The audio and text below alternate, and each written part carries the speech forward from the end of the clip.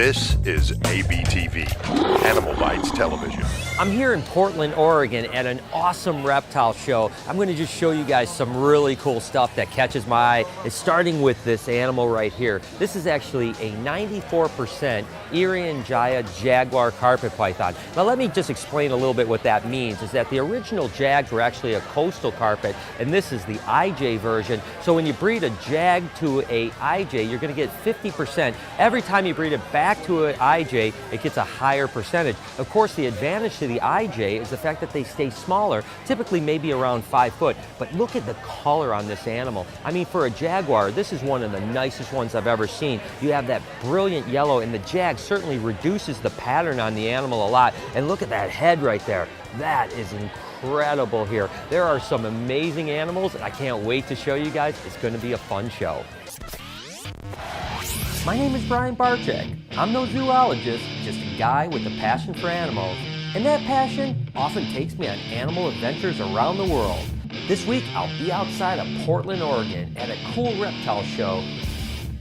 Well guys, when I woke up this morning, I wasn't really sure that I was going to be sitting in a box with a big old alligator, but this guy is truly amazing. His name is Chomper, and he's 21 years old, and the owner of this guy has actually had him since he was about 7 or 7.5 inches. So it's kind of been around people its whole life. Of course, when you take him into an event like this, you have to tape his mouth because you want to be safe, but this is a great animal when kids can come up and kind of touch it and get up close with something and see an amazing animal that's basically been around since the dinosaurs. Now, you know, the intelligence of these animals is so awesome, and it kind of teaches you how they really can get kind of a relationship with humans. You can see Chomper actually looks at an event like this almost as enrichment. He kind of enjoys the experience, and of course, kids all around are just loving this. I mean, I wish I had this opportunity when I was a kid. Man, I tell you what, Chomper is a pretty cool dude. So I'm here with Andrew in an awesome reticulated python, and because the snake is so long, obviously I needed someone really tall that could hold it, right? Is that the right way it goes? I guess so, So we're at a place called Brad's World here at the show, and basically tell me what you guys do at Brad's World. What's the whole idea? So we're like an educational facility. We don't directly sell animals, but we at our facility we just take care of you know, lots of animals around here we take care of them. We bring them to shows just like this.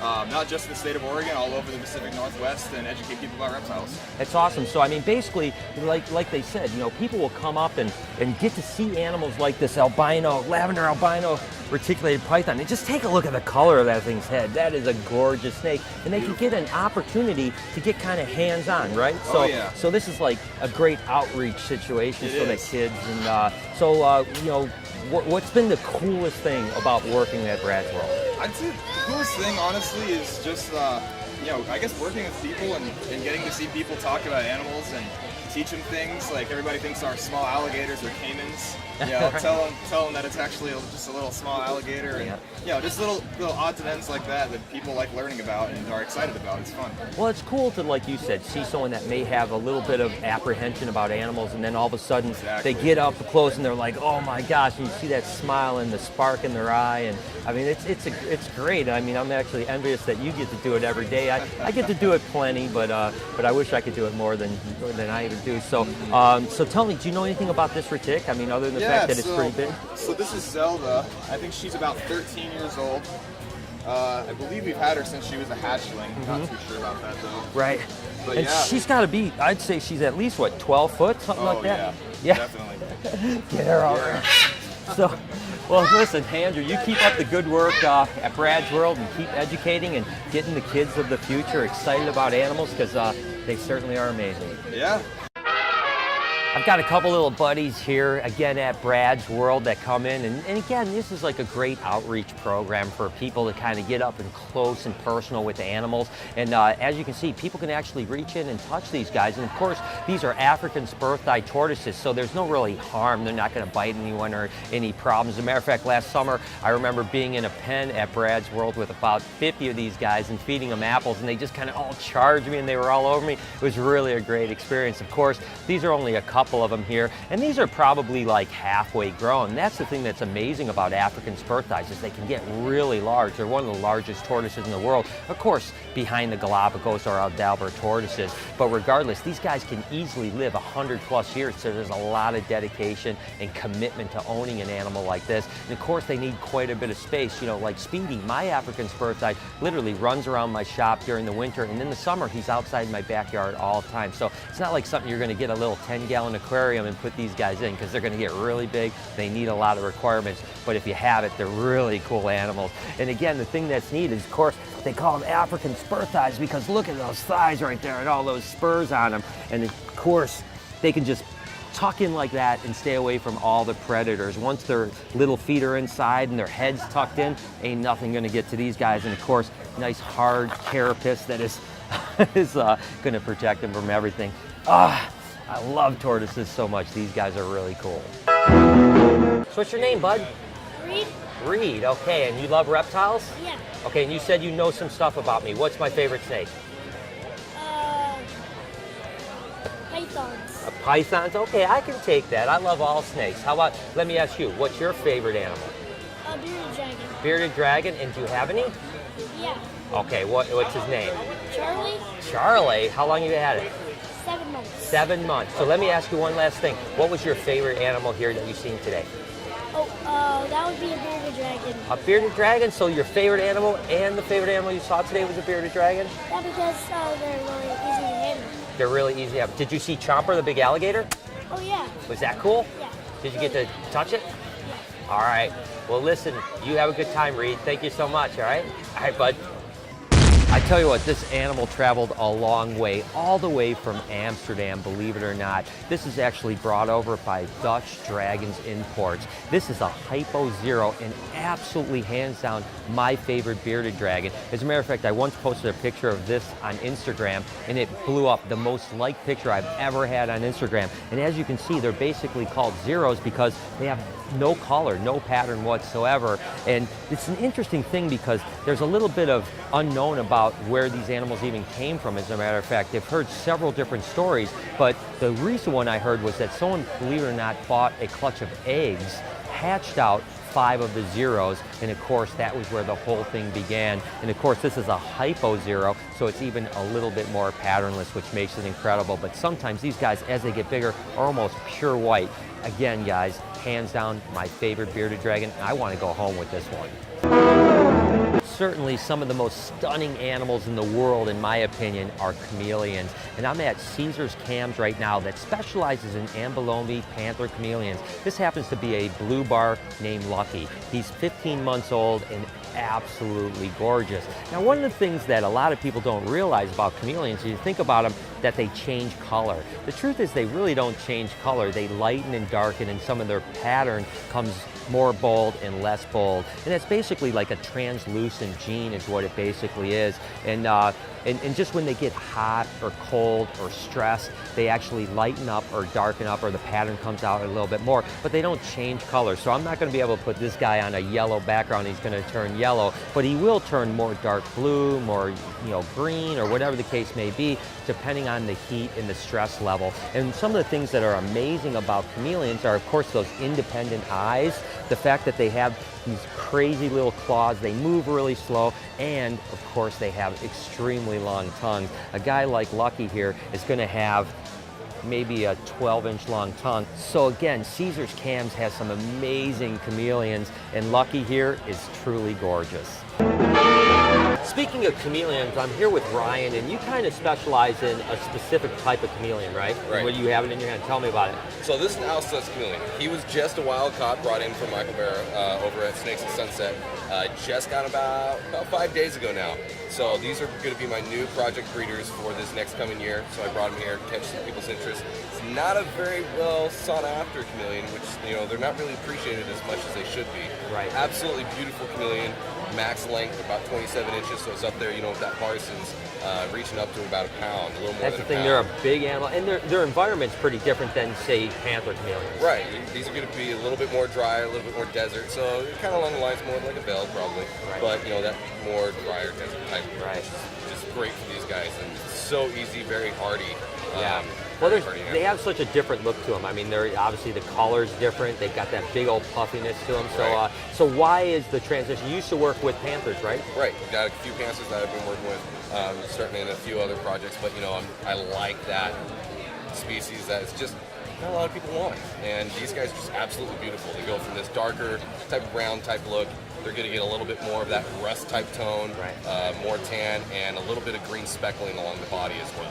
Well, that's all. I'm glad when people work with stuff that, like you said, a little bit out of the norm. They're super, super cool. And speaking of really cool, you guys may recognize Ryan. He did a series called Saw Dogs, and your profession is really doing chainsaw art, right? Right. And guys, I tell you what, I've seen some of his stuff. It is ridiculously cool. So tell me a little bit about that. So I professionally chainsaw carving. This is what I do full time. These guys are just my secondary hobby. Absolutely love the reptiles. And so, of course, it was about 2012 we did the TV series Saw Dogs. Saw Dogs was filmed up in Squamish, up in Canada. It ran for 10 episodes. We got a season out of it. Ran through Discovery and Velocity Channel. Great, great series, along with other series that have popped up along. And so this is what I do. I come in here, I donate pieces for U.S. Art, put in the donations for that, try to put in my support as much as I possibly can, and enjoy these shows, because these are absolutely amazing. Let everyone know how they can get in touch with you if they're interested in chameleons in the future, or potentially some of the sickest chainsaw wood carvings you've ever seen. So you can check out my Facebook page, Sculptures in Motion, along with sculpturesinmotion.com, also along with Windswept Gallery. Windswept Gallery is my side business shop name. I'm out of Florence, Oregon, right on the coast of 101. Pretty easy to find. And then again, all you have to Google Ryan Anderson chainsaw carving, you're going to get a heap of stuff. Yeah, guys, you got to check it out, because trust me, I wish I could take something back on the plane, but not going to be able to fit it, but I might get something shipped pretty soon. Thanks a lot, Ryan. Hey, Thanks, thank you. One of the things that's really cool about this show is that there's a lot of people that here that do a lot of rehab, education, and rehoming of things. And this animal here is a perfect example of it. It's a rescue. His name is Frank the Frill Dragon. It's an Indonesian frilly, and these guys are so cool because, of course, they have these big frills on their neck. And they use that as a defense mechanism. But Creature Teachers actually goes out and does tons of educational programs. And again, they do things like bringing in Frank and other animals that are being either abused or don't have homes. And they will either keep them and rehab them, or they'll actually rehome them, which is really awesome. But in the case of Frank here, he's going to go out and teach people. He's going to be an amazing ambassador to other kids and other people that don't know enough about animals, and really teach them how awesome they really are. And again, the Frill Dragons are just one of those animals that's just so iconic because they typically have that big old frill. Of course, this is an Indonesian frill dragon. They don't get quite as large as the Australian version and are much more common, of course. You see these in the pet shade relatively often, and they're being farmed in Indonesia, so it's cool that you can get captive hatched babies relatively inexpensively, whereas the Australians, you don't see very many of them in our trade, and when they do, they're like $1,000. But again, they get much larger and much bigger frills. But this one is really cool. Let's check out one more animal that they have here at Creature Teachers. So this is Sully the Savannah Monitor, and it's really cool. I love Savannah monitors. It was really the first monitor lizard that I ever worked with, because they're just, so docile, and they're nice and big, but they're not so crazy like some of the Niles or even water monitors. Of course, those animals can be amazing, and water monitors can be some of the most intelligent and most awesome pets for sure. But the Savs, I don't know what it is about them. I mean, they're just chunky. They're kind of, I always say they're the puppy dogs of the big monitor world. And of course, Sully here has been with these guys for about 6 or 8 months now, and he'll probably be with them for quite a while longer. Now, one of the things that you have to be really careful about, in particular with Savannah monitors, is overfeeding, because these guys want to eat all the time. They will eat every single time, and they get something that's called fatty liver disease, so they get obese, and ultimately shorten their life tremendously. So these guys should really be a little bit more lean and a little bit more mean, and they're going to live a long time. But Savannah monitors are just a great option if you want a big lizard, but you don't want a 6 or 8 foot monitor. And again, as you can see with Sully here, super tame. You never have to worry about them biting or anything like that, and they're super intelligent too. So these guys are called Bach monitors over in Africa, but here we call them Savannahs, and they're a great option for a cool lizard. So what we have here is actually the North American possum. Of course, the only marsupial in North America.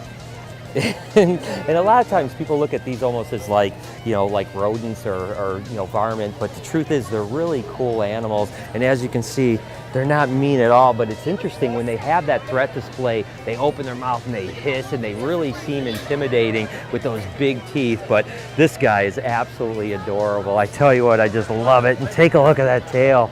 That thing is so cool. Oh my gosh, that thing will kill you with cuteness. Look at that guy right there.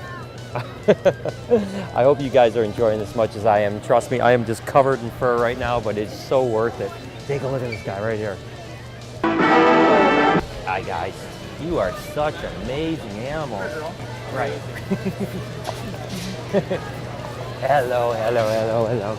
Amazing. Now that is an amazing animal right there. So guys, I'm here with Max, a true wolf.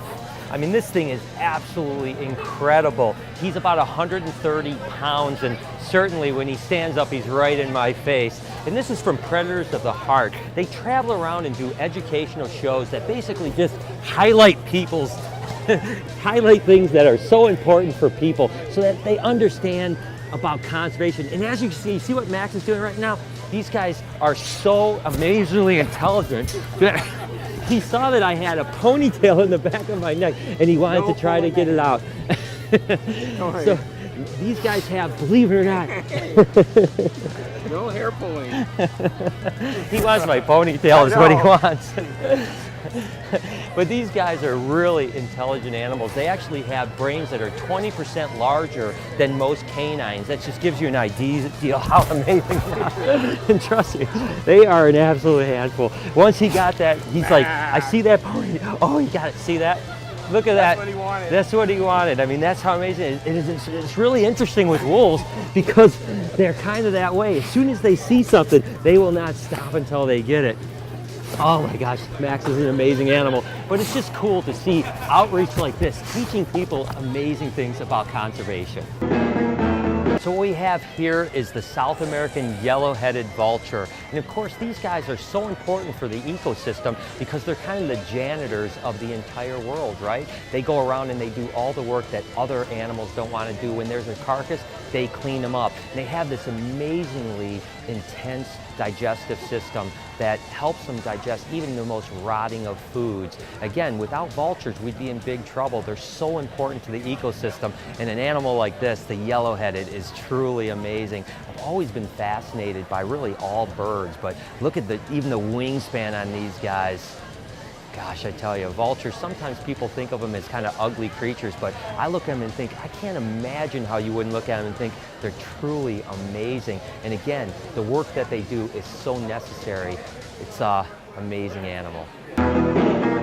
So guys, I have a really cool lizard here, and of course I'm with Tony, and her husband is a friend of mine named Steve that I think is the best Heliotherma guy in the world. And basically, this is a beaded lizard. These guys are from, Central America, where basically Mexico, sometimes north of Guatemala. But again, these are the larger version of the Heliotherma. Of course, this is the Horridus, and there's the Suspectum, which is the Gila monsters. These guys get pretty large, as you can see, but this guy's named Luke for a mellow animal, which is really cool. And the thing that's interesting about these guys, of course they're venomous, but you can see Luke is really chill and really isn't trying to bite Tony whatsoever. They have a pretty nasty bite, but again, if you're handling them properly, you're not going to get bit at all. But the thing that's interesting, the difference between a beaded and a Gila really is that tail. I mean, these guys will have really long, kind of prehensile tail, and beaded lizards will actually even climb into trees, whereas Gila monsters are pretty much just on the ground and in the rocks. But again, one of the venomous lizards in the world, and the beaded lizard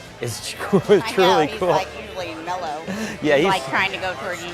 Yeah, he's squirming around a little bit, but again, you want to stay away from the business end. You can see these guys are cool. Beaded lizards, awesome animals, and Steve and Tony have the best in the world. These are one of my all-time favorite colubrids. I know I say that all the time, but I really do love these guys. These are called cave-dwelling rat snakes. or a Ridley-eye, and they're really interesting animals. Again, they typically live in the caves, so that's something you don't see a lot of rat snakes doing. And of course, they have this amazingly beautiful color change that goes from almost this like peachy color up top to an olive color, all the way to a dark gray color on the bottom. And again, these are a beauty snake, much like a lot of your Chinese beauties or Taiwan beauties, but these stay a little bit smaller. And up until a few years ago, these were pretty uncommon in the pet trade, but now they're being bred relatively good. A female like this would lay anywhere from 8 to 10 eggs, which is pretty cool. They don't double clutch, but they lay pretty large eggs. And what's interesting about all of the beauty snakes is the eggs are really hard. So typically, other snake eggs are really pliable, almost like leather-like and soft, but these guys are a little bit more like a chicken egg. They're still leathery, but a little bit more hard.